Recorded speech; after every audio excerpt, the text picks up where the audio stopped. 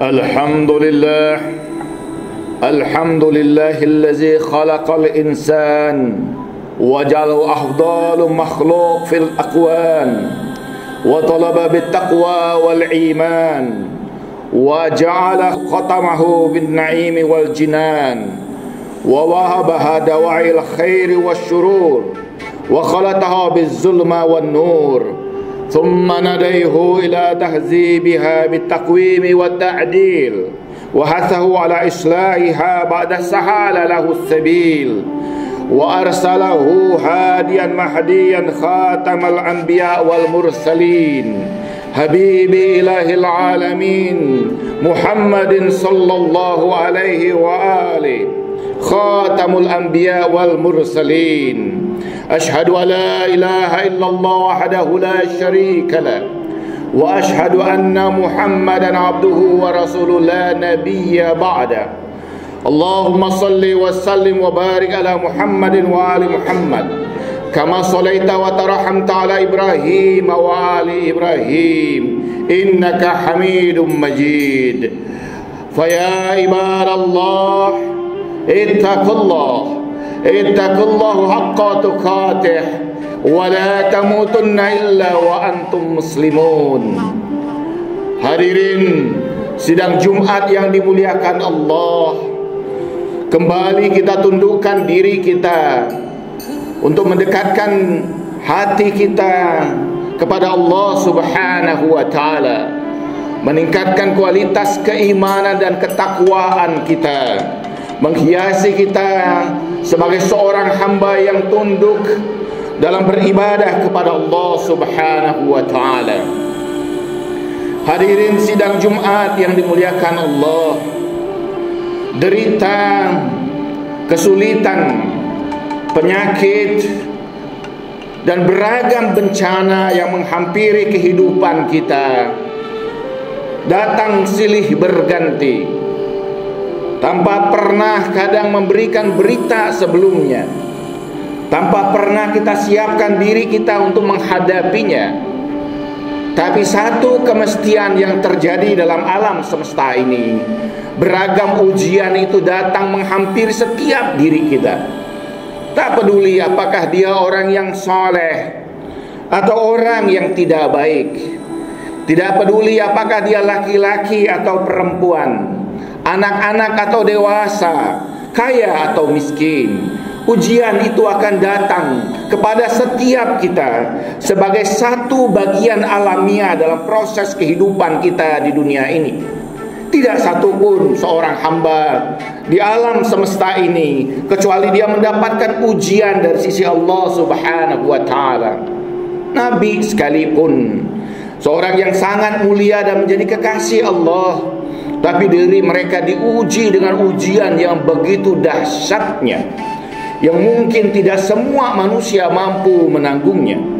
Allah Subhanahu wa Ta'ala di dalam surah Al-Baqarah ayat 155 dan 156, Allah menyatakan, "Wala nabluwannakum bisyai'in minal khaufi wal ju' wa naqsi minal amwali wal anfusi was samarat wa basyirus sabirin allazina idza asabathum musibah qalu inna lillahi wa inna ilaihi raji'un." Dan kami akan timpakan kepada kamu ujian dengan sesuatu dari kekhawatiran, dari rasa lapar, dari kekurangan harta, dari kekurangan jiwa dan buah-buahan. Dan beritakanlah berita gembira untuk hamba kami yang sabar, yaitu orang-orang yang ketika ditimpa musibah mereka berkata, "Inna lillahi wa inna ilaihi raji'un." Ayat ini pada umumnya sudah sering kita dengar. Ayat ini bahkan di ujung ayat itu selalu kita lafalkan, khususnya ketika ada di antara kita yang dipanggil oleh Allah Subhanahu wa Ta'ala. Tetapi menarik pada ayat ini bahwa Allah Subhanahu wa Ta'ala menggunakan dua istilah. Yang pertama, Allah menggunakan istilah bala ketika Allah mengatakan wala nabluwannakum. Yang kedua, Allah menggunakan istilah musibah, iza asabathum musibah. Dua istilah ini adalah istilah yang dikemukakan dan diperkenalkan oleh Al-Quran. Istilah ini adalah istilah yang terserap juga ke dalam bahasa kita. Kita mengenal istilah bala, kita juga mengenal istilah musibah. Tetapi seringkali kita tidak mengetahui apa perbedaan di antara keduanya. Kalau kita baca pada kitab At-Tahqiq fi Kalimatil Qur'anil Karim, ada perbedaan di antara dua kata ini. Yang pertama tentang al-bala. Disebutkan bahwa al-bala itu adalah segala sesuatu bentuk ujian, baik atau buruk, yang datang dari sisi Allah Subhanahu wa ta'ala. Dalam hadis Rasulullah SAW bersabda, al-bala'u ya'um. Bala itu pasti meliputi semuanya. Bala adalah keadaan yang kita tidak suka menerimanya, tapi karena itu adalah datang dari sisi Allah Subhanahu wa ta'ala. Secara alamiah itu terjadi dalam proses kehidupan alam semesta ini, sebagai bagian dari hukum alam yang terjadi, yang tidak mungkin manusia menghindarinya. Dalam surah Al-Mulk ayat kedua, Allah Subhanahu wa ta'ala menunjukkan di antara tujuan Allah Subhanahu wa ta'ala menurunkan bala pada kehidupan manusia ini adalah sebagai upaya untuk melihat mana di antara manusia ini yang paling baik amalnya. Allazi khalaqal mauta wal haya liyabluwakum ayyukum ahsanu amala wa huwal azizul ghafur. Dialah yang menciptakan kematian dan kehidupan untuk ditimpakan kepada kamu sebagai ujian mana di antara kamu yang paling baik amalnya, dan dialah yang maha tinggi lagi maha pengampun. Allah Subhanahu wa ta'ala dalam ayat ini menggambarkan kehidupan dan kematian dan beragam peristiwa yang terjadi di antara keduanya adalah bagian dari ciptaan Allah, merupakan ujian bagi umat manusia ini. Apakah bentuknya bencana alam, gempa bumi, gunung meletus, atau beragam peristiwa yang lain yang terjadi di alam ini, pada hakikatnya itu bagian dari hukum alam yang Allah ciptakan bagi alam semesta ini.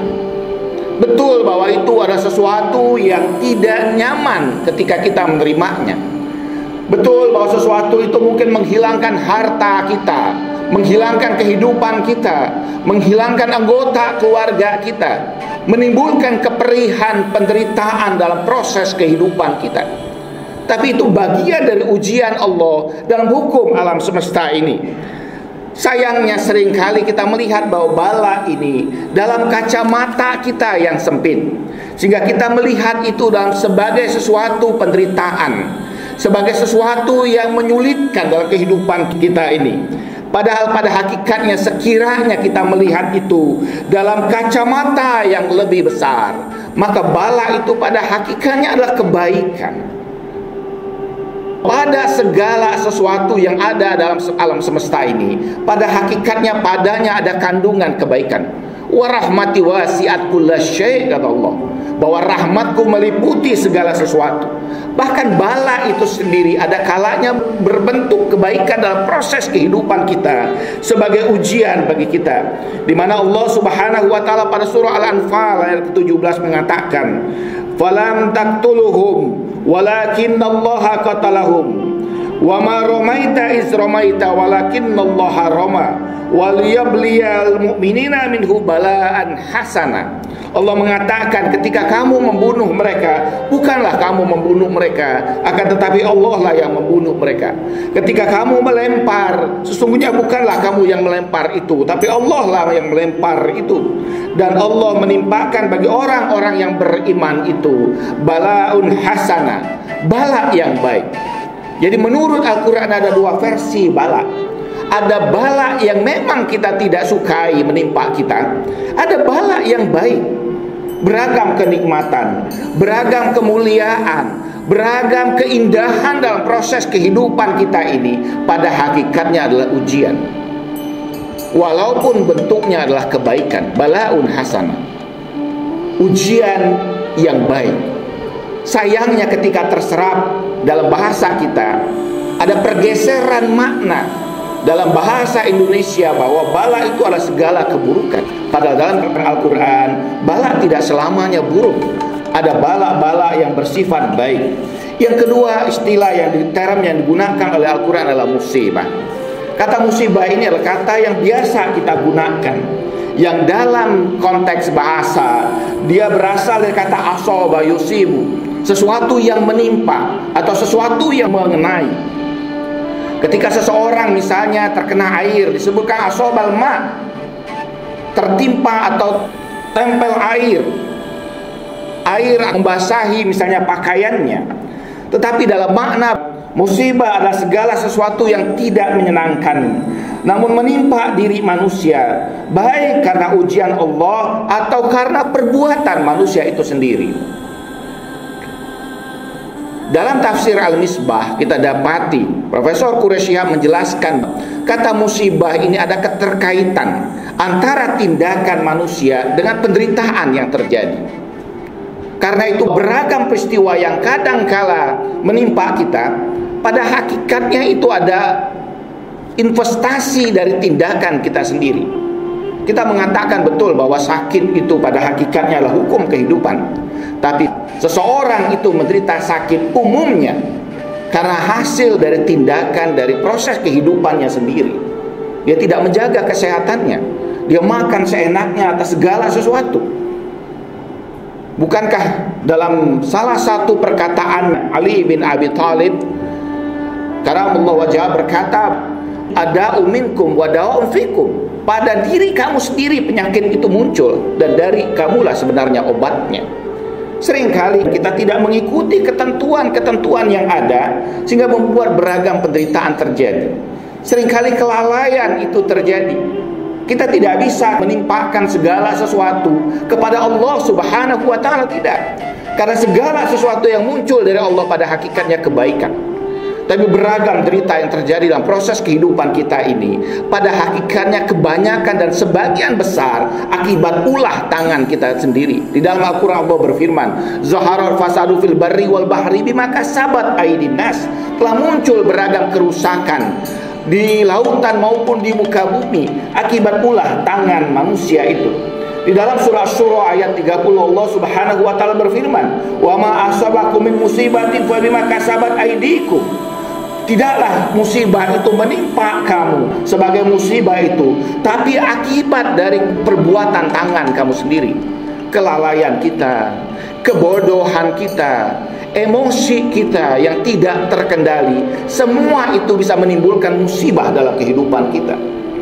Jadi jangan kemudian kita dengan mudah menyalahkan bahwa ini sudah takdir Allah. Tidak. Dalam musibah-musibah itu ada peran manusia padanya. Ada kezaliman yang kadang-kadang kita lakukan, baik terhadap diri kita sendiri maupun pada orang lain. Walaupun tentu saja segala sesuatu itu berjalan dengan ketentuan-ketentuan Allah Subhanahu wa ta'ala. Dan ini menjadi pelajaran bagi kita, bagaimana musibah itu menjadi sebuah pelajaran yang harus kita pelajari. Bukanlah dia sesuatu yang begitu saja lewat di hadapan kita.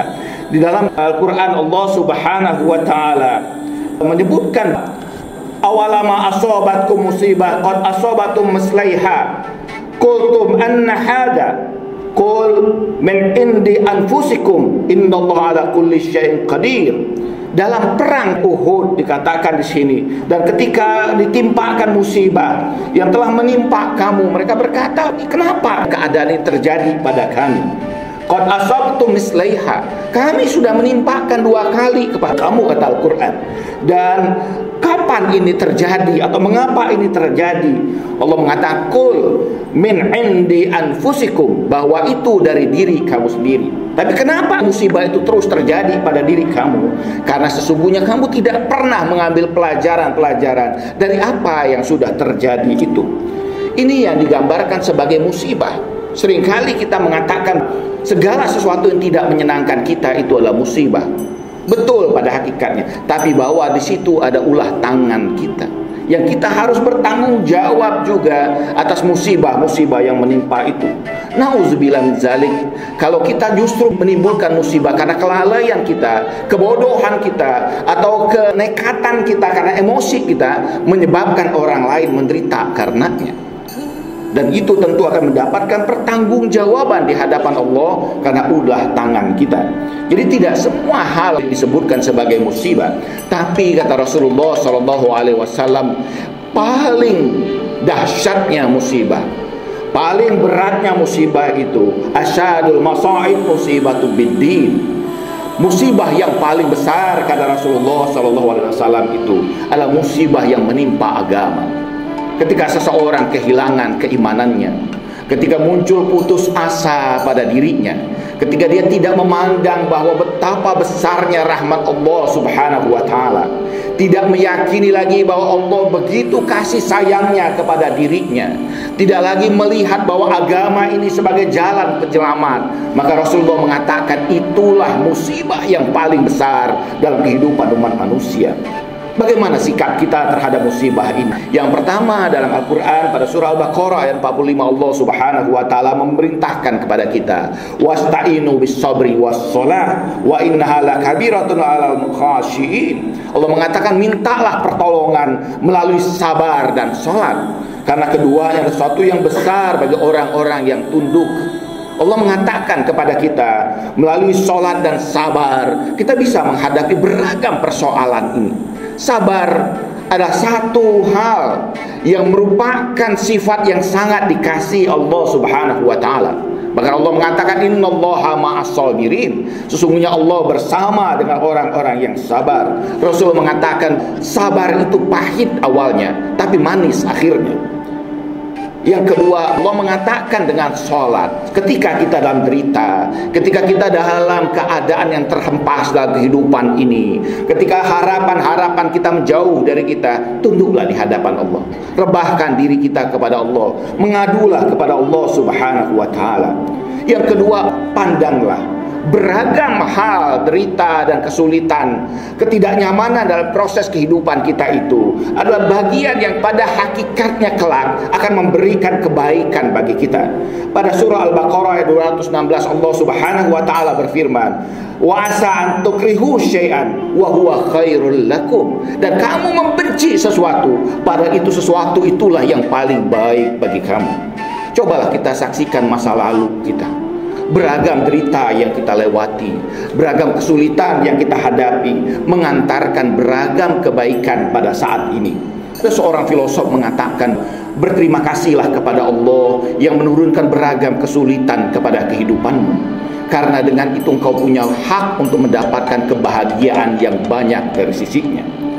Dan yang ketiga, ini menjadi sesuatu yang penting. Ketika kita melihat ada bala, ada musibah yang terjadi di sekitar kita, maka salah satu kewajiban kita adalah membantu mereka, tanpa peduli agama mereka, tanpa peduli suku dan bangsa mereka. Jangan salahkan mereka. Ketika ada musibah yang terjadi pada saudara-saudara kita di Cianjur, jangan katakan itu karena terjadi penyebaran agama yang berbeda. Tidak. Itu bala yang datang dari Allah, yang tentu saja ada musibah juga yang terjadi padanya karena kelalaian kita juga. Di daerah yang gempa seperti itu, tentu harus dibangun bangunan yang tahan akan gempa menghadapinya. Demikianlah keadaan kehidupan kita. Dan Rasulullah SAW bersabda, man kharaja an mu'min kurban farajallahu anhu isnatain wa sab'ina kurban min kurab bil akhirah wa isnatain wa sab'ina lahu kurbatan min kurabid dunya. Barang siapa yang melepaskan dari saudaranya yang beriman itu satu kesulitan mereka, maka Allah akan melepaskan mereka 72 kesulitan yang akan ditimpakan kepadanya di akhirat. Dan Allah akan melepaskan dirinya dari 72 kesulitan yang mungkin menimpanya dalam kehidupan dunianya. Betapa luar biasanya kemuliaan yang Allah berikan. bagi orang-orang mukmin yang membantu saudara-saudaranya yang ditimpa bala dan musibah. Semua kita tidak menginginkan bala dan musibah, tapi itu bagian dari ukiran kehidupan kita semua. Barakallahu wa lakum wa nafa'ani wa iyyakum bima fihi minal zikri hakim. Aqulu qawli hadza wastaghfiruhu innahu huwal ghafurur rahim.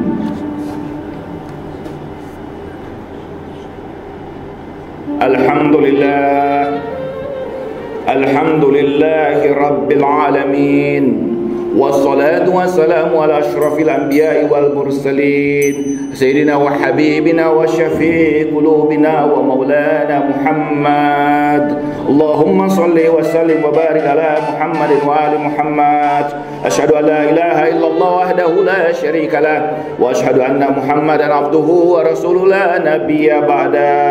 Wa qala ta'ala fi kitabihil azim, inna Allaha wa malaikatahu yusalluna 'alan النبي يا أيها الذين آمنوا صلوا عليه وسلموا تسليما اللهم صل وسلم وبارك على محمد وآل محمد كما صليت وترحمت على إبراهيم وآل إبراهيم إنك حميد مجيد. Hadirin sidang Jumat yang dimuliakan Allah, henti-hentinya kita berusaha untuk bertakwa kepada Allah Subhanahu wa taala. Marilah kita tengadahkan tangan kita sejenak. Kita haturkan diri kita di hadapan Allah Subhanahu wa taala. Allahumma shalli wa sallim wa barik ala sayyidina Muhammadin wa ali Muhammad. Allahumma ya Allah, kami mohon kepadamu ya Allah, kuatkanlah keimanan kami, tambahkan ketakwaan kami, sehingga kami mampu melintas dalam kehidupan kami dengan beragam kebaikan.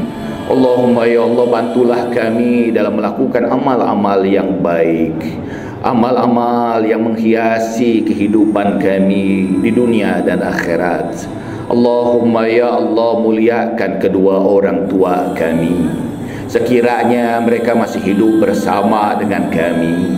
Panjangkan usia mereka, perkenankan kami membahagiakan mereka, jadikan mereka ridho kepada kami ya Allah.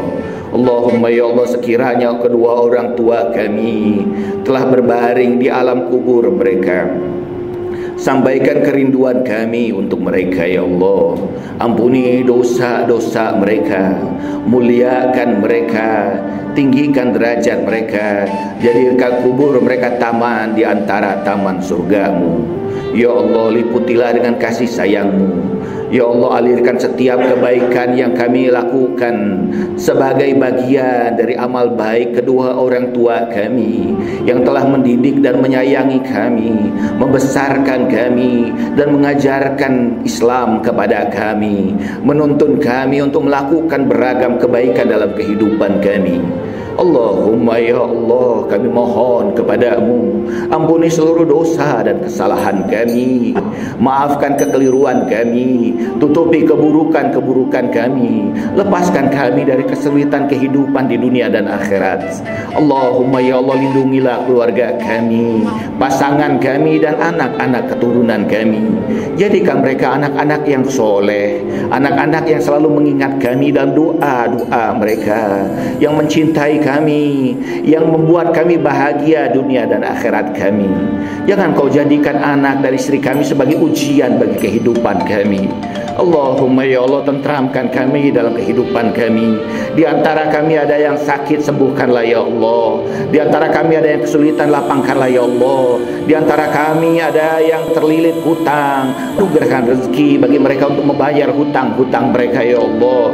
Allahumma ya Allah, saudara-saudara kami yang ditimpa musibah dan bala, yang saat ini berada di Cianjur, berikanlah kesabaran yang banyak bagi mereka ya Allah. Jadikan beragam derita itu sebagai penghapus dosa-dosa mereka, yang memuliakan mereka di sisi-Mu. Allahumma ya Allah, berikan kebaikan yang banyak untuk mereka ya Allah. Berikan kemudahan dalam kehidupan mereka, sehingga mereka dapat merajut kehidupan yang baik kembali ya Allah. Allahumma ya Allah, jauhkan kami dari bala dan bencana yang menghancurkan kehidupan dunia dan akhirat kami.